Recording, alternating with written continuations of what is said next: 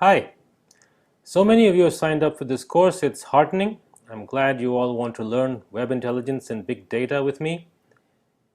Before I get into describing what this course is all about, let me give a brief overview of how we will proceed. Uh, this is really an overview course. We will touch upon a lot of different material, ranging from big data technologies on the one hand to machine learning and a little bit of AI on the other. So in the time that we have, we might not have the opportunity to go into great detail in any of these topics. However, I have arranged for two guest lectures in this course, one on large-scale graph databases, one on a new way of doing AI using statistics and logic together, both of which will delve quite deep into topics which normally most of us might not understand in great depth. But that will give you an idea of things going to their logical conclusion and depth at a graduate level.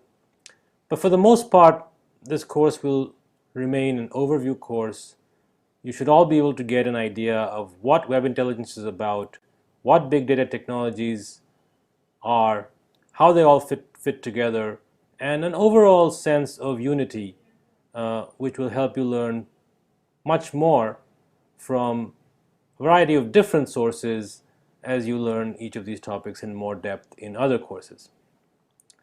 Each week or each unit will be followed by a quiz and a homework assignment, and some of these homework assignments will require you to do programming or data analysis. So be prepared for that. Even if you're not very familiar with programming, try to get a little familiar with Python, SQL, and basic programming techniques in order for you to understand basic ideas in this course. A couple of more points. Please do complete the survey. Let's get to know each other, if only in the aggregate. I promise to publish the results of this survey as soon as it's done, so that we all know where the bulk of people doing this course are from in terms of their background and motivations.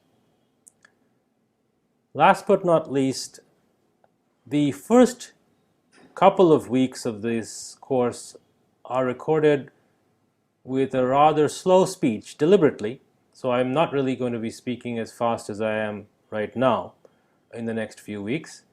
It'll go much slower, and some of you might find it tedious, but my experience has been that it's useful. All of you get to know my speech much better, and then when I speed up later on, it's less of a problem for everybody.